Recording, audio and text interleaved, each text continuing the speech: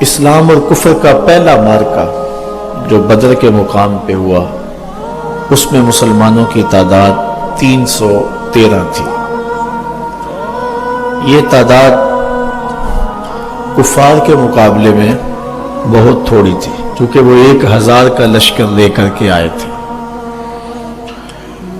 اور یہ جو 313 تھے، یہ بھی مسلح نہیں تھے سارے۔ 2 گھوڑے تھے ان کے پاس، 6 زرہیں تھیں اور 8 تلواریں تھیں، 70 اونٹ تھے اور باری باری سوار ہوتے تھے۔ اور میں نے پڑھا ہے کہ وہ تلواریں بھی سلامت نہیں تھیں، کسی کا دستہ ٹوٹا ہوا تھا، کسی کی نوک ٹوٹی ہوئی تھی، کسی کو دندانے پڑے ہوئے تھے، کوئی زہر میں بجھنے والی تھی۔ اور جن کے پاس تلواریں نہیں تھی، انہوں نے مدینے سے نکلتے ہوئے کھجوروں کی شاخیں توڑ لی۔ یہ اللہ کے مجاہد تھے، چلے تھے جنگ کرنے کو۔ یہودی اور عیسائی اپنی دکانوں پہ بیٹھ کے مسلمانوں کے اس گزرتے ہوئے قافلے کو دیکھ کر کے کہنے لگے، مسلمانوں تمہارے پاس تو آلات حرب و ضرب ہیں نہیں، کس بل بوتے پہ جا رہے ہو؟ کون سا اسلحہ ہے تمہارے پاس؟ جنگیں تو اسلحے سے لڑی جاتی ہیں، اسلحہ تمہارے پاس ہے ہی نہیں۔ تو مسلمانوں نے جو جواب دیا، اس کو مورخ اسلام حفیظ جلندری نے اپنے شاہ نامے میں لکھا۔ حضور بھی چادر رحمت اوڑے اوڑے آگے جا رہے تھے، انہوں نے اشارہ کیا حضور کی طرف اور کہا، نہ تیغ و تیر پر تکیہ، نہ خنجر پر، نہ بھالے پر، بھروسہ ہے تو اس سادی سی کالی کملی والے پر۔ 16 رمضان کو یہ قافلہ بدر کے مقام پہ عمیر کی نظروں سے گزر رہا تھا، اور اس نے ابو جہل کو جا کے رپورٹ دی کہ وہ 3 اونٹ کھانے والے لوگ ہیں، یعنی 300 سے اوپر یا کچھ نیچے ہیں۔ اور عمیر نے کہا کہ میں وادیاں اور ٹیلے بھی دیکھ آیا ہوں، پیچھے کمک بھی نہیں ہے، آلات حرب و ضرب بھی تھوڑے ہیں۔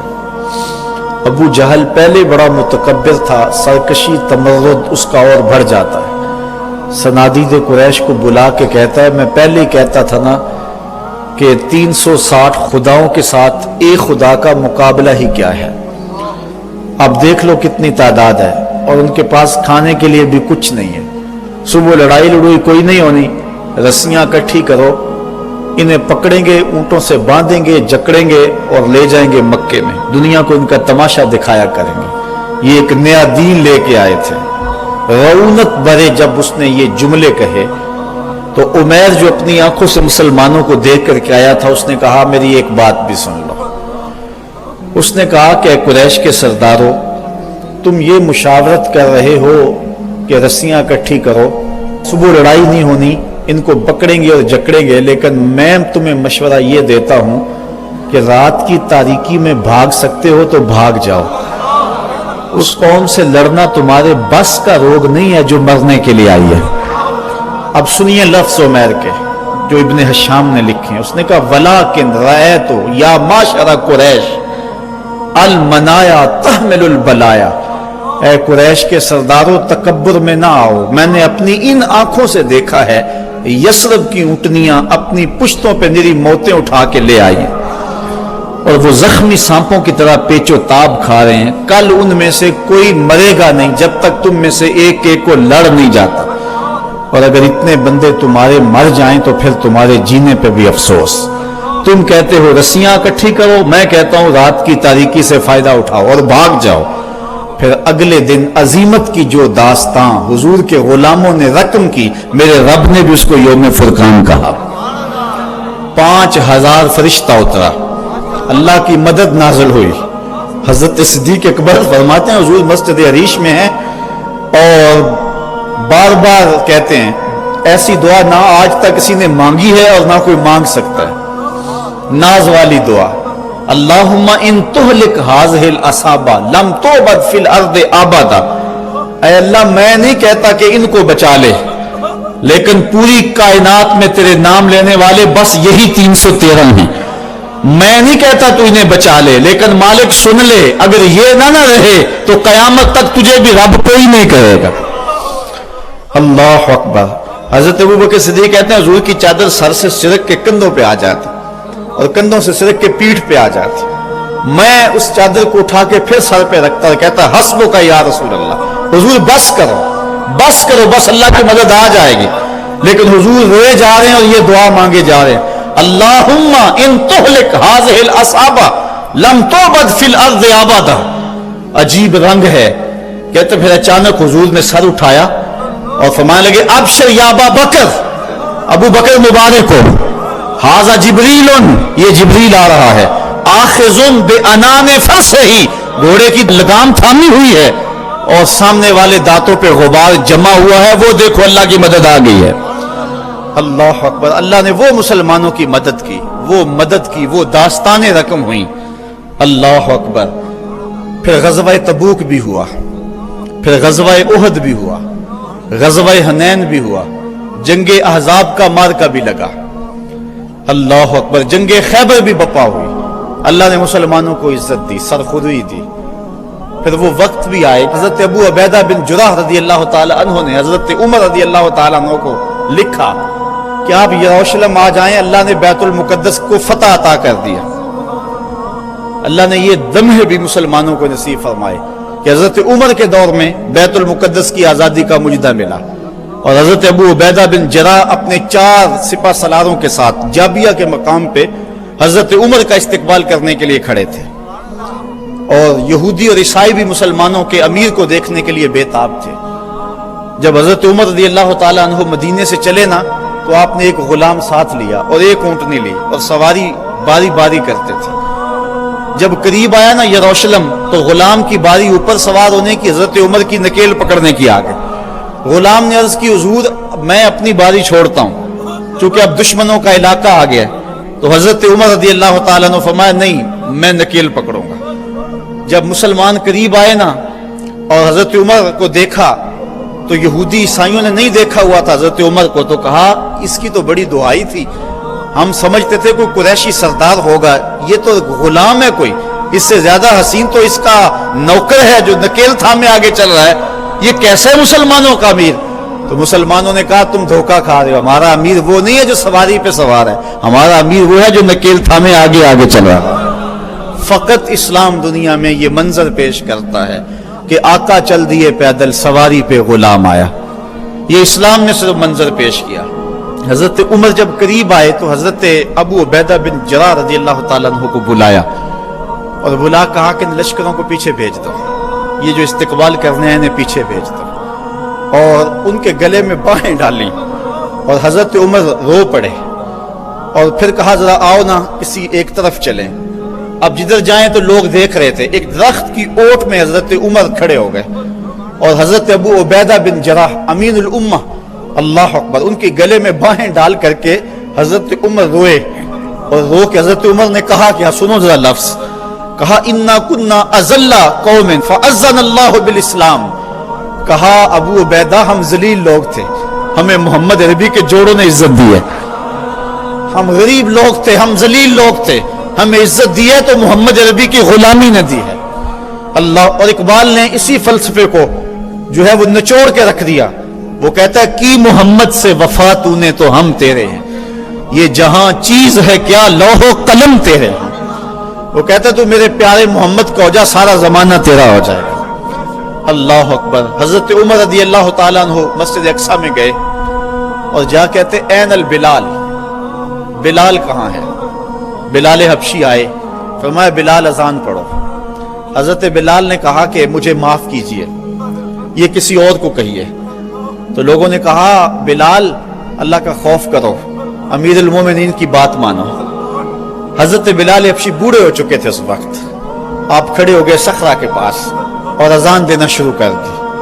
میں نے روایت میں پڑھا کہ لہجہ دہلتا ہے کہ جب حضرت بلال کی آواز بلند ہوئی نا اذان میں تو عمر کی آواز چیخوں میں اس سے بھی بلند ہو گئی اور حضرت عمر رو پڑے. حضرت عمر روئے تو سارے صحابہ روئے. پوری مسجد اقصی صحابہ کی چیخوں سے گونج رہی ہے. ادھر بلال اذان دے رہے ہیں اور ادھر صحابہ رو رہے ہیں. اور حضرت سیدنا عمر رضی اللہ تعالیٰ عنہ نے کہا فَمَهْمَا نَطْلُبُ الْعِزَّ بِغَيْرِ مَا عَزَّنَ اللَّهُ بِهِ أَذَلَّنَا اللَّهُ. کہا ہمیں عزت ملی ہے حضور کے صدقے، اور اگر ہم نے حضور کے علاوہ اب کسی اور جگہ سے عزت ڈھونڈنا چاہی نا تو اللہ ہمیں ذلیل کر دے گا، اللہ ہمیں رسوا کر دے گا۔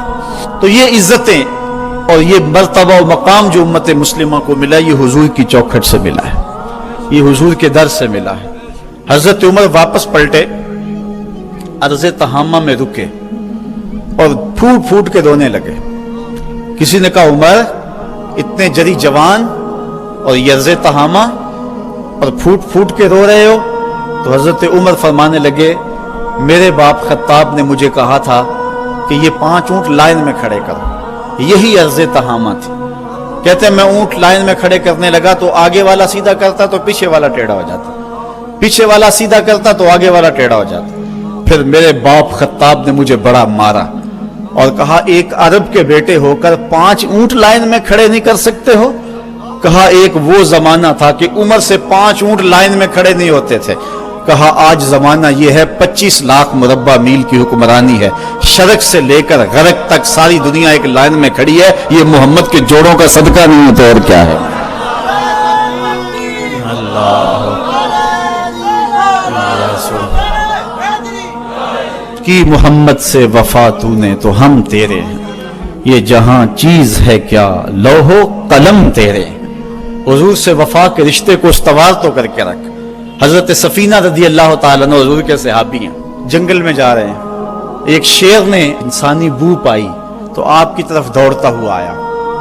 ایک شیر کو آتے ہوئے دیکھ کر کے حضرت سفینہ گھبرائے نہیں ہیں، بلکہ شیر کو کہتے ہیں یا ابا الحارث انا مولا رسول اللہ، اور جنگل کے شیر جانتا نہیں میں کون ہوں، میں حضور کا غلام ہوں۔ شیر نے 2 ملانی شروع کر دی اور آگے چلنے لگا، اور اس نے زبان حال سے کہا اگر تو حضور کا غلام ہے تو میں تیرا غلام ہوں، تو حضور سے وفا کا رشتہ استوار کر کے تو دیکھ، سارا زمانہ تیری غلامی اختیار نہ کر گیا تو کہنا حضور سے محبت کا رشتہ استوار کر، تعلق کا رشتہ استوار کر۔ آج ہماری ناکامی یہ ہے کہ حضور سے ہم دور ہو گئے۔ اقبال نے اس دکھ کو اپنے انداز میں بیان کیا، اے تہی از ذوق و شوق و سوز و درد، می شناسی اسر ما با ما چے کرد، اسر ما ماز ما بیگانہ کرد، از جمال مصطفیٰ بیگانہ کرد۔ وہ کہتا ہے تو سمجھتا ہے کہ ہمارے ساتھ کیا ہوا ہے؟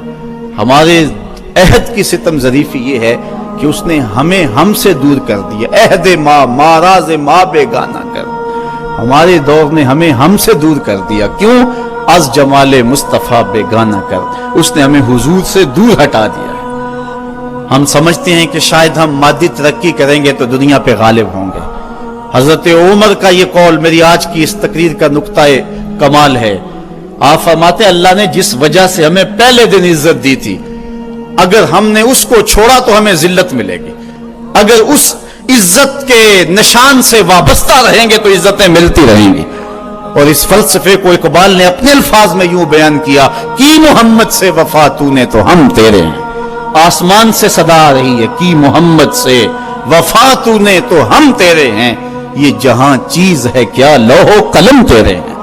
قلم بھی تیرے ہاتھ میں دیں گے، لوح بھی تیرے ہاتھ میں دے دیں گے، پھر اپنی تقدیر خود ہی لکھتا رہنا، جو لکھتا رہے گا وہی کرتے رہیں گے۔ بندے سے خود تقدیر پوچھے گی بتا تیری رضا کیا ہے، یہ مرتبہ نصیب ہو جائے گا تجھے۔ اگر ہم حضور سے وفا کے رشتے کو استوار کرتے ہیں تو پھر زمانہ ہمارا باج گزار ہے، ورنہ در در کی ٹھوکریں ہمارا مقدر۔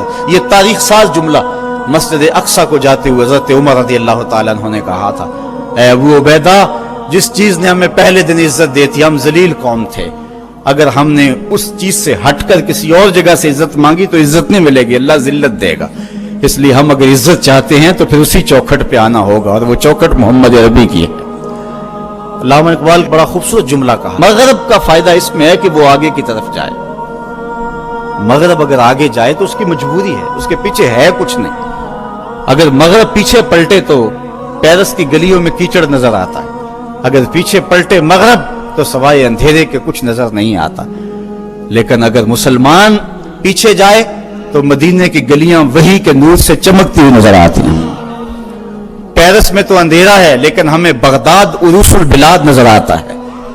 جب شارلیمان اس کے لارڈز ابھی دستخط کرنے کی مشق سے گزر رہے تھے، ابن حزم کے قلم سے 1000 کتابیں نکل چکی تھی۔ جب یورپ ابھی سواد آشنا بھی نہیں تھا، ہمارے منجم ستاروں پہ کمندیں ڈال چکے تھے. اس لیے ہمیں آگے جانے کی کیا ضرورت ہے؟ ہمارے تو پیچھے روشنی ہے، ہمارے پیچھے نور ہے، پیچھے اجالے. وہ ایک زمانہ تھا کہ بش نے کہا تھا، آپ کو یاد ہوگا 9/11 کے واقعہ کے بعد، کہ ہم تمہیں پتھر کے زمانے میں دھکیل دیں گے. تو مصطفی اجتماع کے موقع پہ میں نے متصل چند دن بعد بیان کے گفتگو کرتے ہوئے کہا تھا کہ گوری چمڑی والوں کے لیے پتھر کا زمانہ تو نامانوس ہوگا، لیکن ہماری زندگی کا سارا حسن تو صرف پتھر کے زمانے میں پڑا ہوا ہے. میں نے کہا تھا ڈراتے ہو میں اس زمانے سے، ہمیں تو لے جاؤ اس پتھر کے زمانے میں جہاں کھجور کی چٹائی پہ بیٹھ کے محمد عربی زمانے کو زندگی کا درس دے رہے ہیں. جب مسجدیں کچی تھی ایمان پکے تھے، وہ ٹپکتی ہوئی چھتیں لیکن ایمان پختہ، وہ ممیاتی ہوئی بکریاں، وہ جگالی کرتے ہوئے اونٹ، وہ مدینے کی کچی گلیاں لیکن پختہ کار لوگ. ہمیں تو لے جاؤ اس زمانے کے اندر جہاں زندگی کا حسن تھا، زندگی کا جمال پایا جاتا تھا. زندگی کا سارا حسن اگر ہم ڈھونڈتے ہیں تو ہمیں اس زمانے میں ملتا ہے. اللہ اکبر. کبھی ہے نوجوان مسلم تدبر بھی کیا تو نے، وہ کیا گردوں تھا تو جس کا ہے کہ ٹوٹا ہوا تارا، تجھے آبا سے اپنے نسبت ہو نہیں سکتی، وہ کردار تو گفتار، وہ ثابت تو سیارہ، وہ موتی علم و حکمت کے کتابیں اپنے آبا کی، جو دیکھا ان کو یورپ میں تو دل ہوتا ہے سی پارا. صاحبو آئیے ہم اپنے اس دور کی طرف پلٹنے کی کوشش کریں، اس دور حسین کی طرف، اس خوبصورت زمانے کی طرف، محبتوں کے اس سلسلے کی طرف جہاں نور ہی نور اور روشنی ہی روشنی نظر آتی ہے، جہاں اجالے ہی اجالے نظر آتے ہیں، جہاں محبتوں کے کھلے ہوئے گلاب نظر آتے ہیں. ہماری زندگی کا سارا حسن، ہماری زندگی کا سارا جمال اور ہماری زندگی کی ساری روشنی اسی دور فرخ فال کے اندر ہے اور اسی دور حسین کے اندر ہے. ہم نے پلٹنا اور اپنے آپ کو کھینچ کے پھر لے جانا ہے حضور کے اس دور کے اندر جب انسانی زندگی کو بانک پن تھا، جب حضور سے وفا کے رشتے اتنے گہرے تھے کہ عورتیں بھی حضور سے وفا کی بات کرتی تھی اور مرد بھی حضور سے وفا کی بات کرتے تھے، بچے بھی حضور سے وفا کی بات کرتے تھے. محبتوں کا سلسلہ، آج وفا کا سلسلہ ٹوٹ گیا. آج حضور کی توہین ہوتی ہے تو کسی کو بولنے کی توفیق نہیں ہوتی. جمہوریت پہ بات ہوتی ہے تو سارے بول پڑتے ہیں. محمد عربی کو گالی دی جاتی ہے تو کسی کو توفیق نہیں ہوتی ہے. ہم سمجھتے ہیں کہ شاید جمہوریت میں ہماری بقا ہے، کوئی سمجھتا ہے کہ ماشاء اللہ نظام کے اندر ہماری بقا ہے. اگر ہمیں بقا ملے گی تو محمد عربی کے قدموں سے ملے گی. زندگی کا سارا حسن اسی چوکھٹ کے اندر موجود ہے. ہمیں یہاں سے اجالے ملیں گے جہاں سے روشنی ملے گی.